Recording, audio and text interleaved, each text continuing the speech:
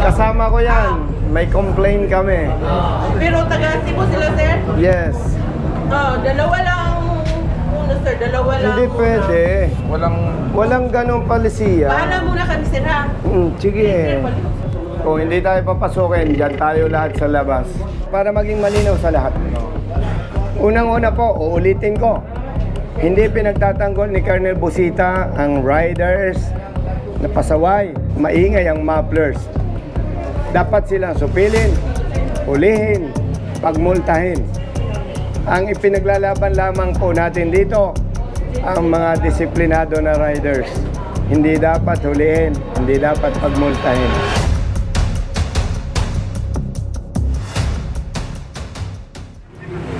Ano yan? Ano yan? Morning. Ano yan mga yan? Impound. Kailan nahuli yan? Sir, may buntag, sir. Kailan nahuli? Sa Lunes pa ata to, kaya ngayon lang na-deliver, umaga. Parang Deliver nakatupan. saan?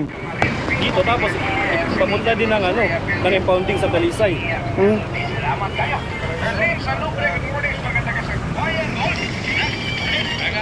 Okay. Let's go. Good morning. Good morning. Tayo sa loob. Good morning. Dito ba? Dito. Brother, Sir. tao kay RD. Sa inyo, sir? Kato lang na, transaction, ha? Ako pa doon rin, ito rin na yung transaction, ang instruction direct. Ang Okay, gamay raman, upuyog ni okay. Sir Busita. Tagalog lang. Ano mo sila, sir? Kasama ko yan. May complaint kami.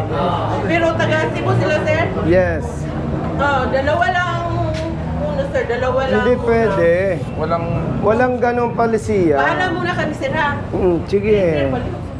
Kumusta, brother? Okay lang po. Diyan na ba si RD?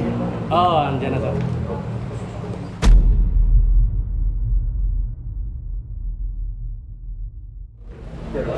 Sir, dalawa lang talaga. Hindi pwede yun. Hindi, tatawagan ko si RD.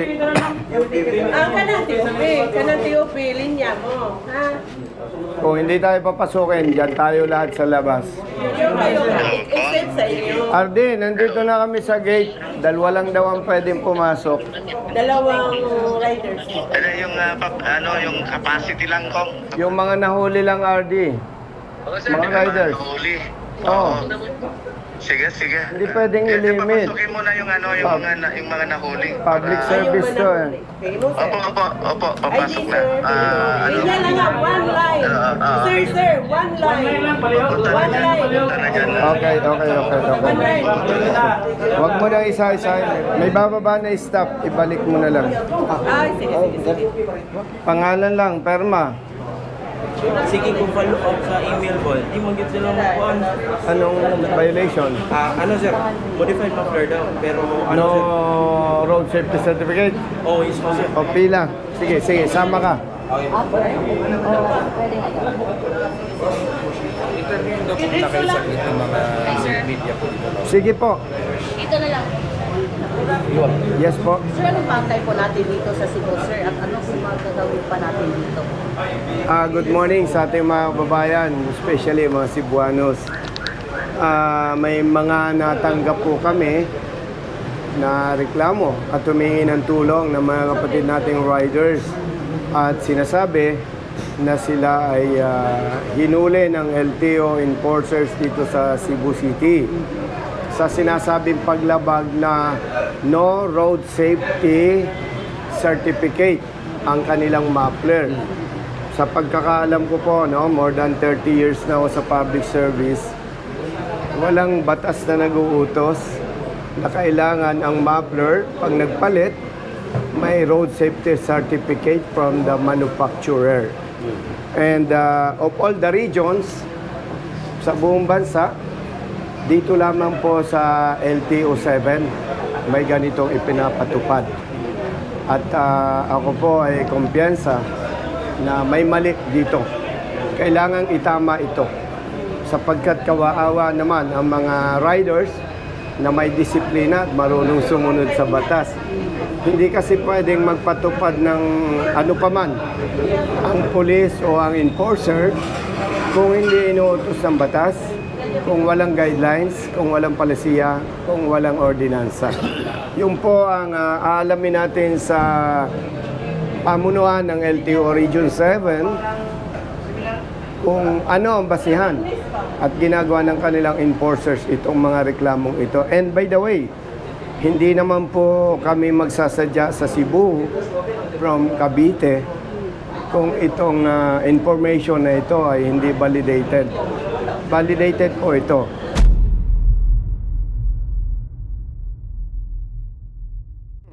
Kaugnay nito, gusto ko iparating sa ating mga kababayan Cebuanos na ang Regional Director ng LTO Region 7 ay bago lamang dito.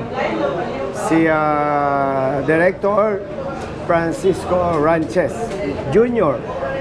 Galing siya sa ibang region ng LTO. Kaya sinasabi ko sa ating mga kababayan yan dahil ayaw naman natin na maging masamang impression sa kanya. Kabago-bago pa lang niya. At ito nga yung ating idudulog sa kanya na sa lalong madaling panahon ay marisolba. Paglilinaw po sa ating mga kababayan, hindi natin ipinagtatanggol ang riders na may paglabag, ang riders na walang disiplina. Ang gusto lamang po natin, yung tama at maayos sa pagpapatupad ng batas. Ang mga riders na maingay ang tambutso ng motorsiklo ay hindi natin pinagtatanggol.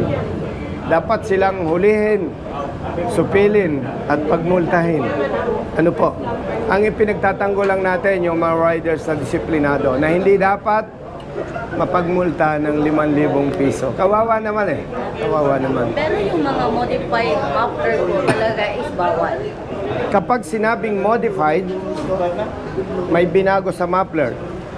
Kapag sinabing aftermarket muffler, hindi ito yung stock. Nagpalit. Ano po? And kapag sinabi mong loud pipe, modified, aftermarket muffler, wala pa yung paglabag. Magkakaroon lamang po ng paglabag yan kapag sinunod ang guidelines ng LTO. Paano? Meron pong triangular na gamit at may decibel meter. Sa revolution na 2002, 2,500 RPM, doon sa distansya na sinasabing kalahating metro, pag nasunod yon at lumampas sa 99 decibels, doon pa lang masasabing may paglabag. So, masasabi natin kailangan talaga yung i-integrate sa mga enforcers, yung ano talaga ang nasa batas. Yes po, ang lead agency po sa pagpapatupad ng batas kaugnay sa sasakyan, sa ating lisensya, sa pagmamaneho, LTO. Bagaman at ang lokal na pamahalaan ay may kapangyarihan na maglabas o gumawa ng ordinansa, pero hindi naman sir dapat salungat sa pinatutupad ng LTO. Hindi naman to negosyo, dapat serbisyo. No? Sir, mostly ang mga nagreklamo po sa iyo, yung mga problema hinuli doon sa mga modified na muffler. No. Marami po. Nagpalit ng muffler. Binili. Buo. Maayos. Pero hinahanapan sila ng road safety certificate. Which is, Sinong magbibigay? Manufacturers? Walang ganun eh. Hindi dapat ginagawang komplikado.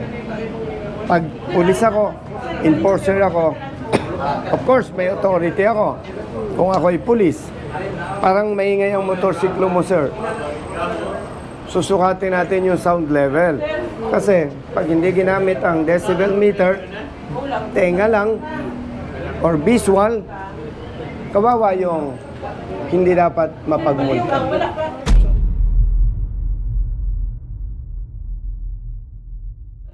so sir, posible yung sa pag modified mga buffer para may hindi pagkakaintindihan nito doon sa LTO, doon sa mga gumagawa at siguro sa nagpapatupad. Alam niyo po, nakakalungkot, hindi lahat, pero may mga lokal na pamahalaan, hindi naintindihan ang intensyon ng batas, ang intensyon ng ordinansa. Iisa po ang intensyon ng batas at ordinansa. Ipagbawal sa lahat ng sasakyan ang maingay ang muffler. Yun lang. Paano malalamang maingay? Lampas doon sa itinakda ng LTO. Bakit sinasabi lagi nating LTO? Sir, kung nagtakda ang LTO ng 99 decibels, lokal na pamahalaan ka, ay paano naman kung 90 ang gusto mo? Magmumukhang laruan, magmumukhang gatasan, magmumukhang perahan ang mga motorista. Hindi po tama yon. Kasi nandyan sila, nandyan ang lokal na pamahalaan, nandyan ang LTO. Serbisyo publiko, hindi negosyo. Kaya dapat standard, dapat tama para mapanagot ang may sala. Sir, correct me if I'm wrong. Di ba itong modified muffler, parang sinusuko dito yung ingay ng tambutso. At saka yung... Kasi po, kaya binanggit yung modified, may pananaw na pag nag-modified ka, pwedeng maingay eh. Pero pag nag-modified ka, kung malalaman o naintindihan ng mga nanunungkulan ang batas, pag nag-modified ka, wala ka pang labag sa batas. Kailangan sukatin. Ang standard po niya na ano, na sa modified, Isabi ng LTO, 99 decibels eh. Eh kung lokal na pamahalaan ka, sir, hindi mo pwede sabihin mo 90. Paano yun? Pinarestro ko yung motorsiklo ko sa LTO, pasado. Pagdaan sa lokal na pamahalaan, bagsak. Ano yan? Negosyo? dapat standard. Dapat. Oo, dapat. Ano po yung nilo-look forward natin for this dialogue po? Ako po ay kumpiyansa dahil kilala ko si Director Francisco Ranches na mabuting regional director. Wala pa nga kaming natanggap na reklamo laban sa kanya. At nakakatuwa, eksakto, bagong upo siya. Kausap ko siya kahapon.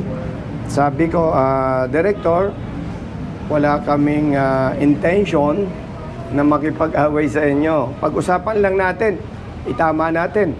Kung itong inuutos ng batas, bakit tayo kukontra? Pero wala namang utos. So we're hoping na maganda yung pag-uusapan natin with the LTO kasi dito po yung happy din po ng TIO ng Cebu City Press Office. Happy nang? Ng traffic infrastructure ng TIO ng Cebu City Press Office. Napakaganda po. Yeah. Para, Alis ba yung maintindihan po? yes po, para maging malinaw sa lahat. Unang-una po, uulitin ko. Hindi pinagtatanggol ni Colonel Busita ang riders na pasaway, maingay ang mufflers. Dapat silang supilin, hulihin, pagmultahin. Ang ipinaglalaban lamang po natin dito, ang mga disiplinado na riders. Hindi dapat hulihin, hindi dapat pagmultahin. Siya patawa po, pero kasi may nagsasabi po na para apupunta niyo po dito para pamumuliti ka lang po lang. Kasinungalingan po, yung pong nagpaparatang ng pagpunta ko pamumulitika.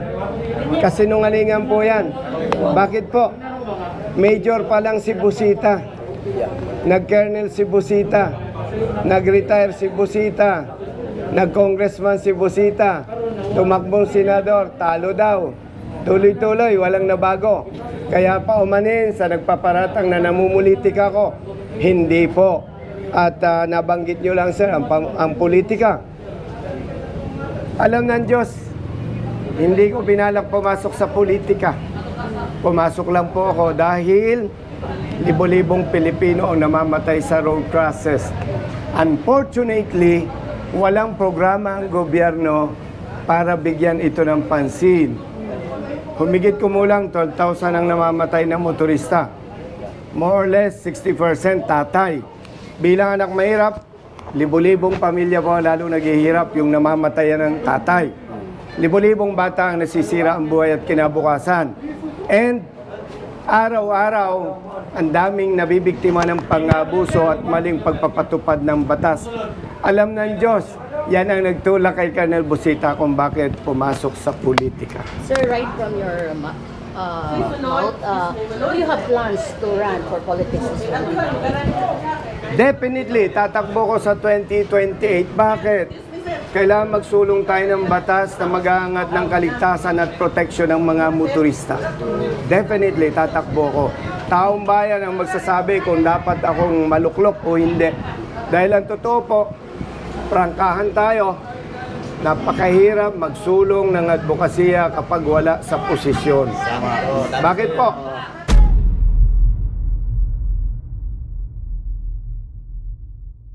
Nung ako'y nasa posisyon, hindi na kailangan ng ganito. Simpleng tawag lang. Yung maling ginagawa nila, tinitigil nila.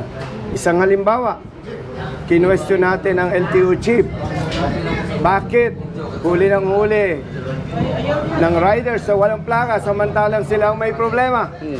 Itinigil nila ang panghuli. At bago sila mag-ticket, kailangan validated kung may plaka na o wala pa. Marami po tayong na-actionan nung tayo nasa Kongreso na hindi na kailangan yung mahabang proseso.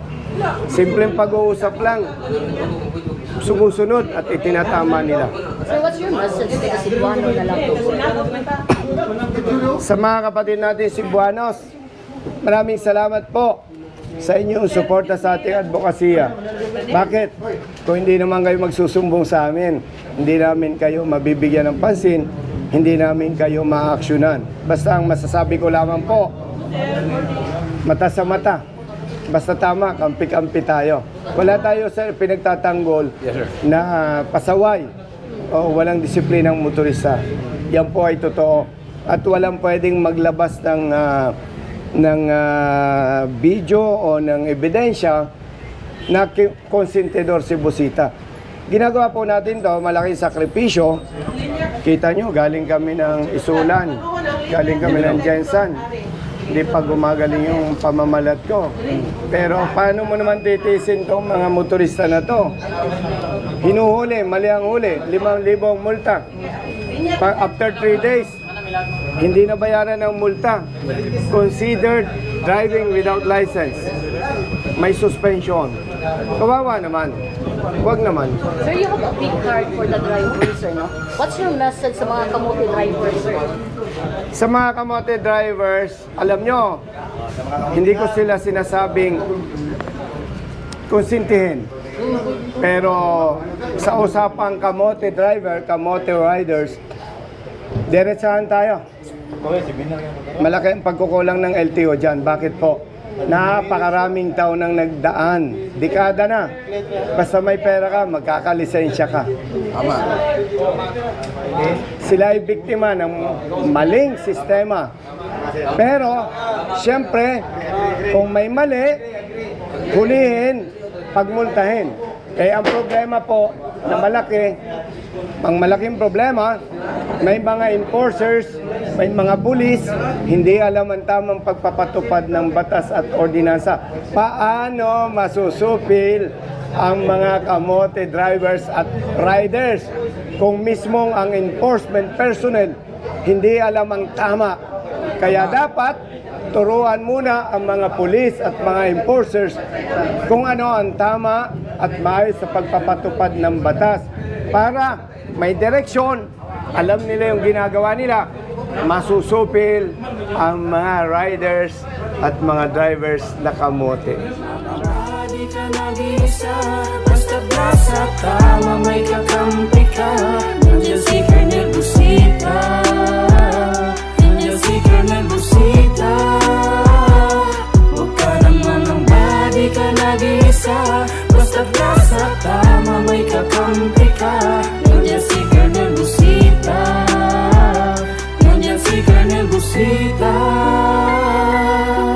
Bilat sa init, minsa'y basa din ng ulan.